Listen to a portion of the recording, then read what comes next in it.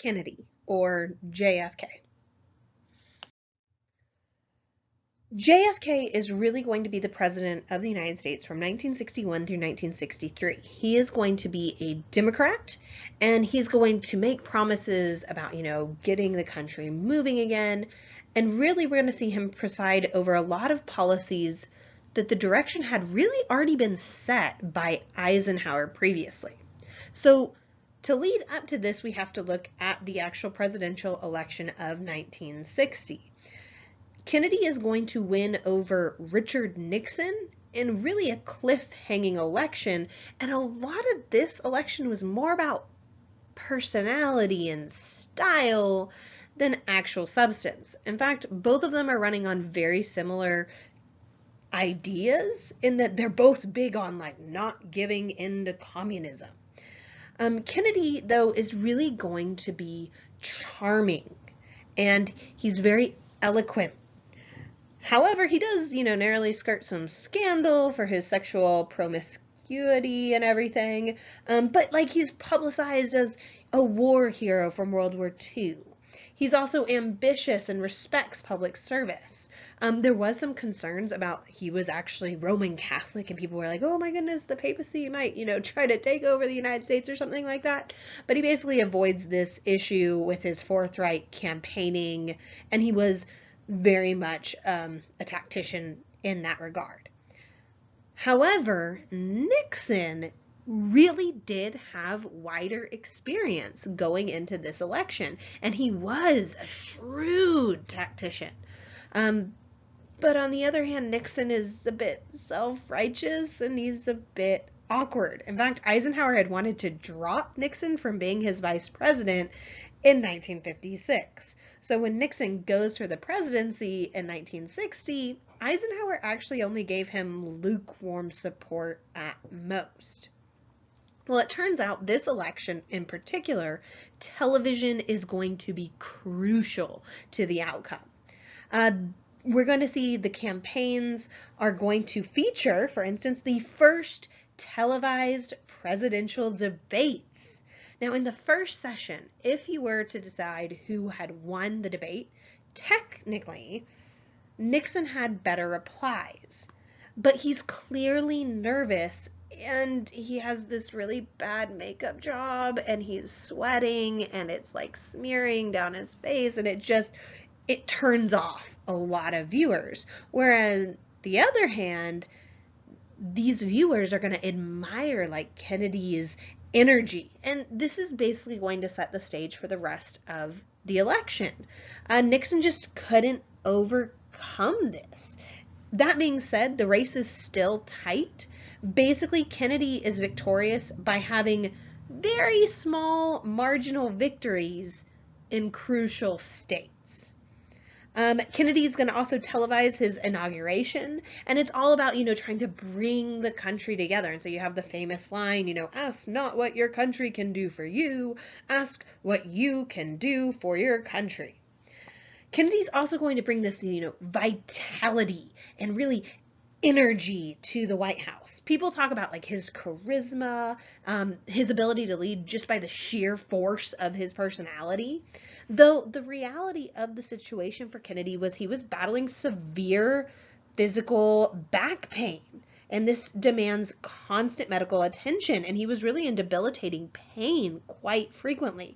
This is one of those questions that a student has asked me before, what caused his pain? And the answer is we don't know.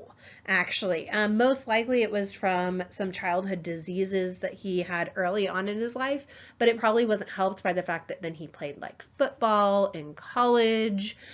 He also then served specifically in the Navy, and it was specifically lifting torpedoes constantly and everything. And at one point, his ship went down, and he rescued some of his fellow men, and it was he held on to them and held something between his teeth and swam to shore, and kind of ridiculous things that are awesome, but at the same time not great for back issues. The other thing is Kennedy himself was a bit of a puzzle. one day he might propose something like the Peace Corps, but then the next day he would approve plots to assassinate Fidel Castro. People were surprised by Kennedy. They expected him to be shallow, and instead they'd find that he was really a sharp individual. He was really hardworking and he was eager to learn. That being said, Kennedy does make some mistakes while in office.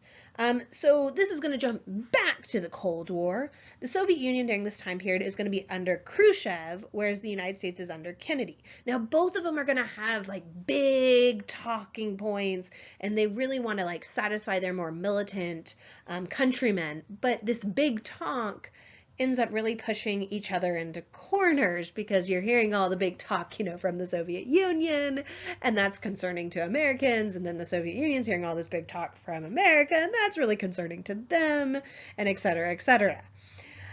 Kennedy is going to also feed into the Soviet Union's fears of an American aggressive nature with what happens at the Bay of Pigs. So we're going to rewind here to 1959. In 1959 in Cuba, Fidel Castro topples the corrupt dictator Fulgencio Batista of Cuba. Castro is then going to take American companies under the Cuban government's control, basically nationalize them. We see a lot of Cubans don't want Castro to be in charge, though, and actually a lot of Cubans will flee to the United States during this time period. So this brings us back to Kennedy. So what happens at the Bay of Pigs is that anti-Castro Cubans would land at Cuba's Bay of Pigs, which you can see marked on this map, on April 17th of 1961. Now, technically, these anti-Castro Cubans are following a plan that had really been made by the Eisenhower administration. And what the plan was is basically the CIA had trained and armed these invaders and then convinced Kennedy that the landing of these anti-Castro Cubans would trigger spontaneous uprisings across Cuba and basically topple Fidel Castro and everything. However, Kennedy is going to refuse to commit United States armed forces to support the anti-Castro Cubans. And so what really happens is that Cuban forces would capture the attackers.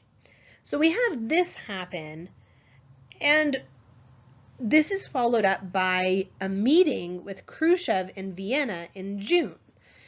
It's very clear in this meeting that Kennedy is poorly prepared. He's also nearly incapacitated by agonizing back pain, and so Kennedy makes very little headway in the course of the Cold War.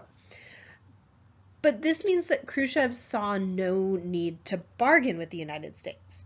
So Khrushchev's view on Kennedy, plus the fact that Kennedy refused to salvage the whole Bay of Pigs with military intervention and that he didn't get involved as militarily as he could have, basically these two items together left the Soviet Union with this impression that Kennedy was weak, but at the same time dangerously erratic.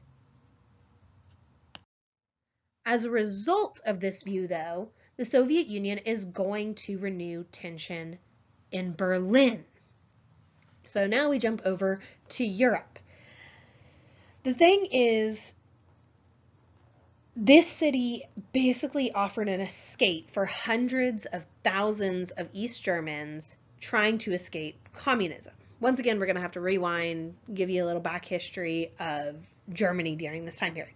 1959, East Germany basically is its own government separate from West Germany, but it's clearly a puppet government that's under the control of the Soviet Union. Very much East Germany is a communist regime as thus, and so a lot of East Germans are going to flee East Germany into the western sector of Germany. Now, at first they could just cross the border and go into the western sector. But then basically East Germany, under the control of the Soviet Union, is going to build up a border wall and such like that, and it's things like they put mines down, and so it becomes basically impossible to escape that way.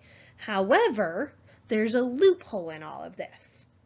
That loophole is Berlin, specifically West Berlin, because remember how Berlin itself is in the eastern portion of Germany, but Berlin itself was also split into the western side and the eastern side, and the western side is under the control of the Western Allies like the United States.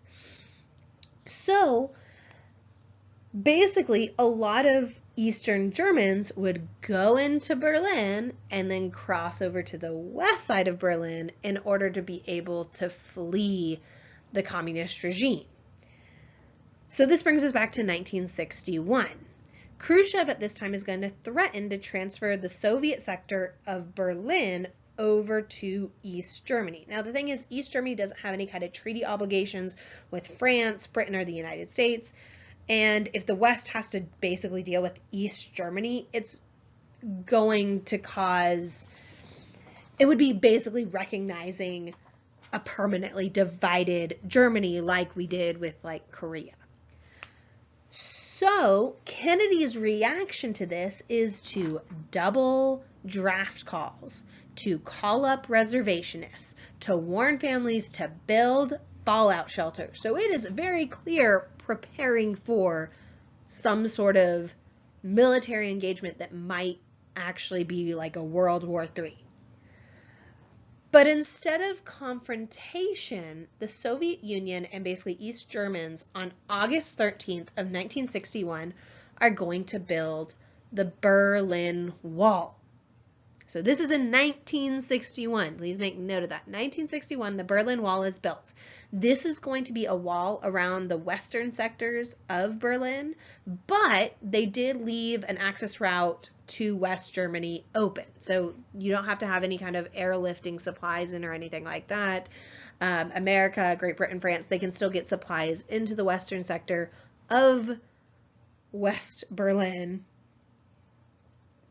But this wall means that East Germans cannot escape into West Berlin anymore. This wall is going to stay up until 1989.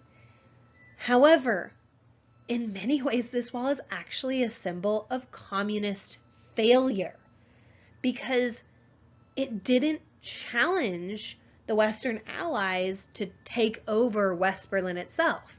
The Soviet Union could have tried to attack Berlin and take the western portion, and it didn't. Instead, it basically acknowledged that it was going to give up West Berlin to the Western Allies. And in many ways, this ends up stabilizing a really dangerous situation.